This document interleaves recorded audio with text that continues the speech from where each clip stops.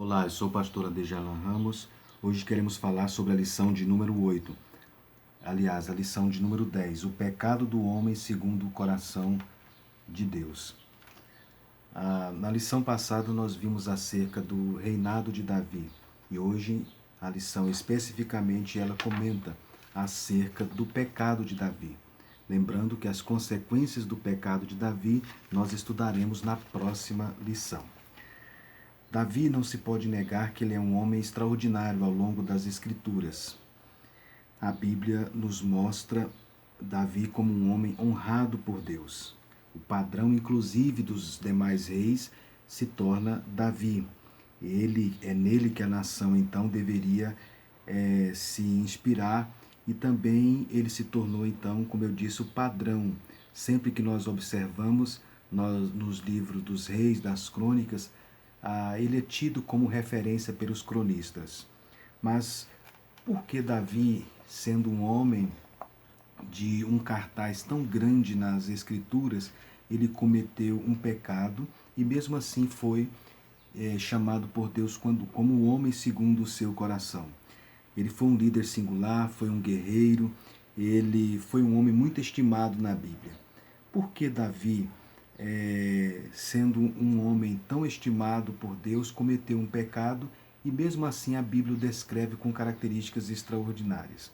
Bem, primeiramente ele era um homem que amava sinceramente a Deus, ele valorizava a obra de Deus, ele demonstrava confiança em Deus e não deixava se levar pelas circunstâncias.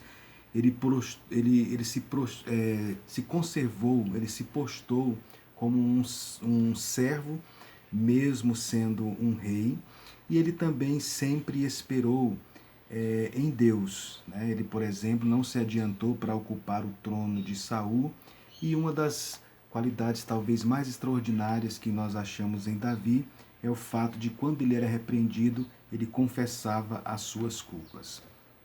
Então, o capítulo 11 de 2 Samuel, ele registra então o pecado de Davi. Né? O comentarista, primeiramente, ele fala sobre o homem segundo o coração de Deus.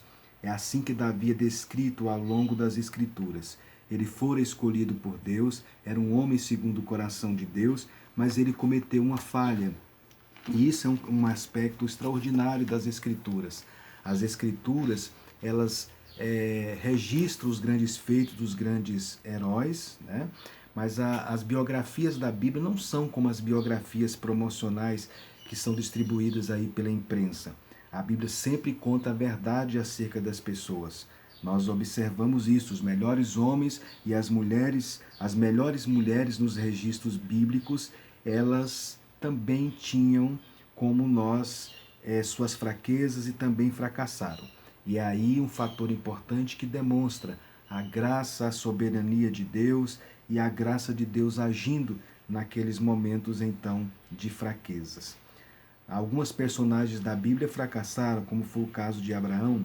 Abraão mentiu sobre sua esposa, Jacó mentiu ao seu pai, Isaque e ao irmão, Esaú, né? Moisés perdeu a cabeça quando matou um egípcio, Pedro perdeu a coragem, negou a Cristo 3 vezes, e aqui nesse incidente nós vemos então o caso de Davi. O homem segundo o coração de Deus, ele cometeu um adultério e depois matou o compatriota em seus esforços desesperados para encobrir o pecado. Davi passou cerca de 9 meses recusando-se a confessar as suas transgressões, até que Deus lhe falou e o rei, o monarca, ele buscou ao Senhor e recomeçou a sua vida. Mas os pecados então lhe custaram caro. Nós vamos ver na lição da semana que vem. Charles Spurgeon disse: Deus não permite que seus filhos pequem com sucesso. Davi sofreu as consequências dos seus pecados pelo resto da vida, infelizmente. E o mesmo acontecerá conosco se nós nos rebelarmos contra Deus, pois Deus, ele disciplina os seus filhos a quem ama. Vamos observar então alguns aspectos relacionados ao pecado de Davi.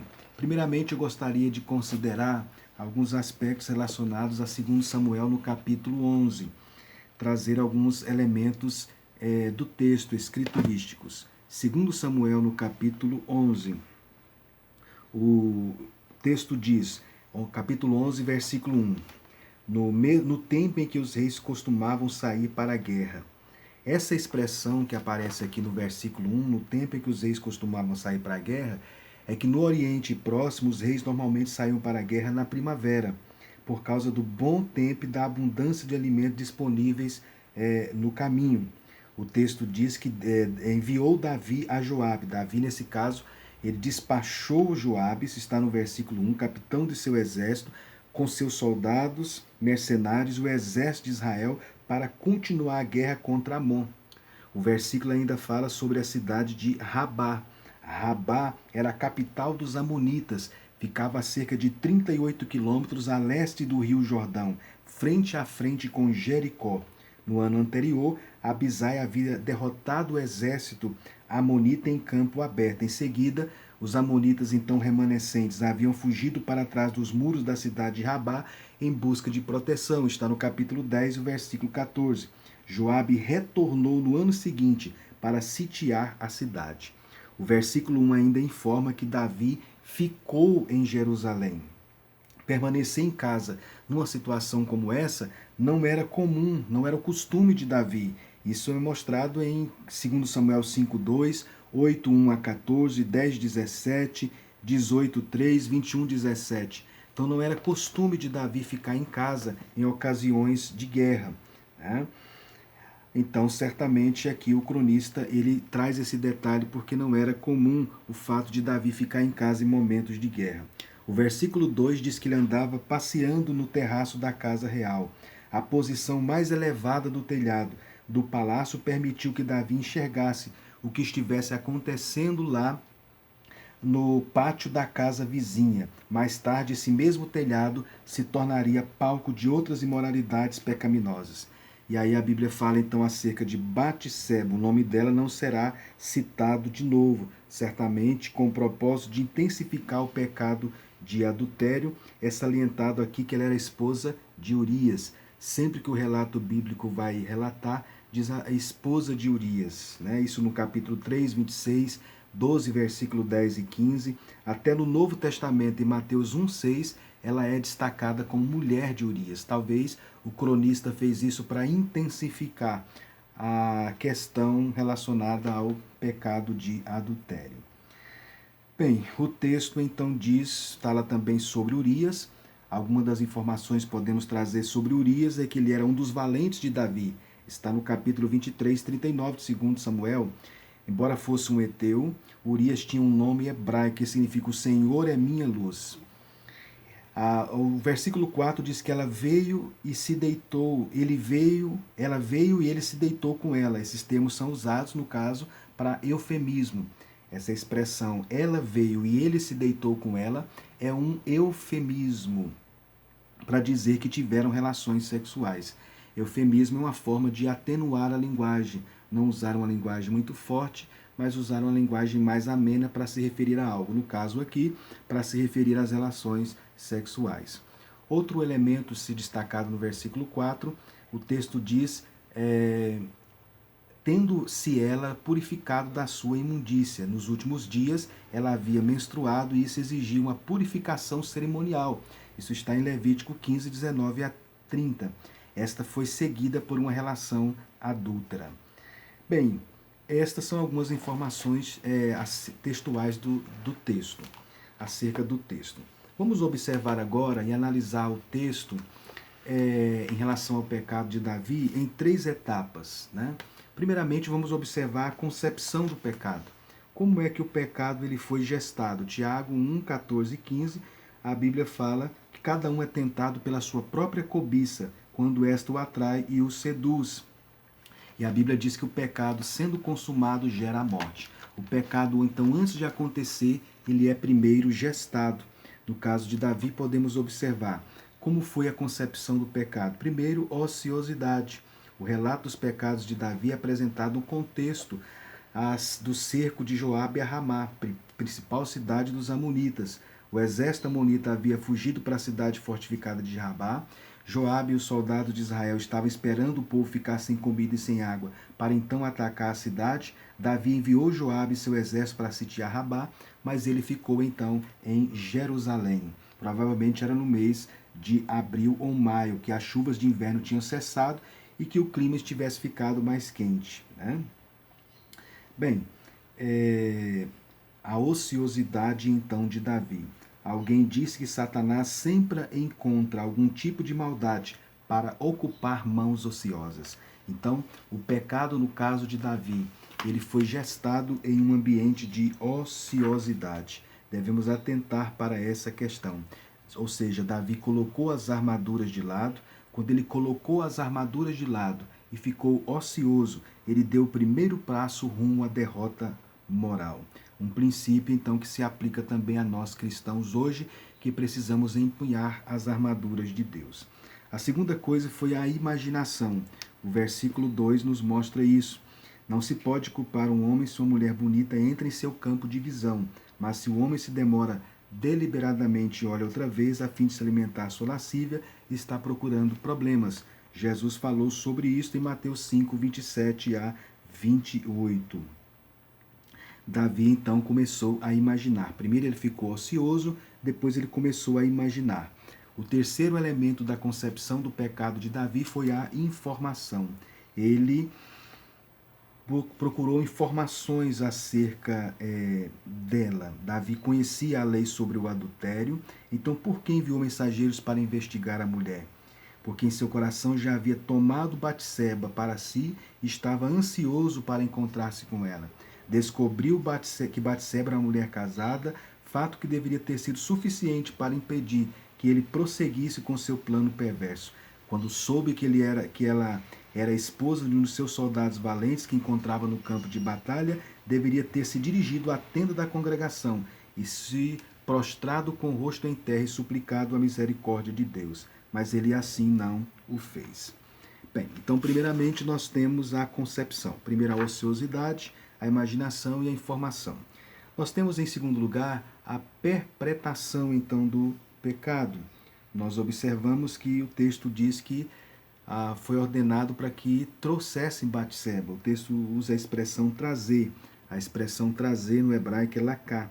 Pode significar simplesmente buscar, receber, adquirir, agarrar, pegar à força, tomar. Né? Batseba sabia porque Davi a desejava?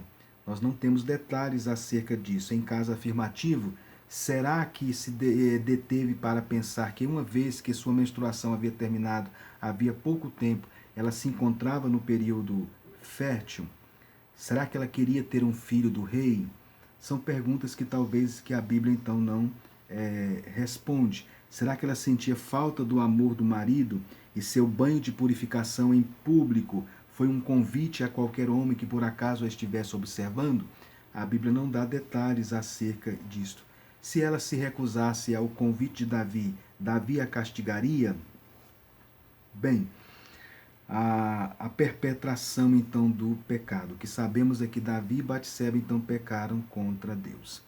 E aí o terceiro elemento que podemos destacar nesse texto, nessa narrativa, é a ocultação. A mulher concebeu, mandou dizer a Davi, estou grávida. A única coisa, a única fala dela registrada nesse texto está no versículo 5, quando ela disse, estou grávida. Neste momento, Davi então pensa em alguns planos. Chamou Urias do campo de batalha, na esperança de que esse soldado valente fosse para casa e passasse um tempo com a esposa. Inclusive, ele ordenou que ele fosse para casa, está no versículo 8. Mas o soldado desobedeceu a essas ordens e passou a noite com os servos do rei. Davi até enviou comida de sua própria mesa para que Urias e a esposa desfrutassem um banquete, mas Urias nem levou esse presente para casa. Davi então pensa em outro plano. Seu próximo plano seria então chamar Urias para uma audiência no dia seguinte, sendo que durante esse encontro o rei repreendeu por ele não voltar para casa. Como um verdadeiro soldado, Urias censurou brandamente o rei por sugerir que um de seus homens colocasse o prazer pessoal antes do dever. Davi então se lança para o terceiro artifício. Foi convidar Urias para comer com eles antes de voltar para a batalha. Durante essa refeição, Davi passou o cálice para ele várias vezes, até o ponto de Urias ficar embriagado. Mas mesmo bêbado, Urias mostrou ser um homem mais digno do que Davi, que estava só, porque ele recusou-se a ir para casa. Urias não era simplesmente um soldado, mas ele era um soldado de corpo e alma. E mesmo depois que o álcool derrubou suas defesas, ele permaneceu fiel à sua missão. Bem, é nesse momento então que, sendo esgotadas todas essas possibilidades, Davi então pensa na outra possibilidade, né? Se ele não consegue então convencer Urias de ir para casa, seria melhor então tirá-lo do caminho para que pudesse casar com a viúva do soldado. Davi então agiu exatamente dessa forma, né? Davi então ordena ao chefe da guarnição, ao chefe da guarda do exército, que pusesse Urias no momento mais forte então da batalha, para que este fosse alvejado, né? Ele leva uma carta, entrega para o comandante Joabe, e então ele é colocado exatamente na parte mais aguerrida da batalha e é alvejado. É assim então que concretiza o pecado de Davi. Um abismo chama outro abismo e um pecado chama outro pecado, né? É assim que nós então observamos. Então, o capítulo 11 de 2 Samuel, nós podemos dividir em 3 partes. Primeiramente, a concepção do pecado, como o pecado foi gerado, com ociosidade, com imaginação, com informações acerca de Batseba. Depois nós temos a perpetração, então, do pecado. E depois nós temos as atitudes de Davi para ocultar o pecado, como de fato fez. Ele realizou vários planejamentos, um não dava certo, outro não dava certo, até que ele conseguiu, então, uma forma eficaz, pelo menos inicialmente, para ocultar o seu pecado. Mas na semana que vem nós vamos ver que não permaneceu assim, pois o Deus que tudo vê iria confrontar, então, Davi com o seu pecado. Mas isso é assunto, então, para a próxima lição. Então, resumindo, sintetizando, caro professor de escola dominical, que você possa destacar esses elementos principais do pecado de Davi. Lembre-se de uma coisa: as consequências do pecado de Davi serão estudadas na semana que vem.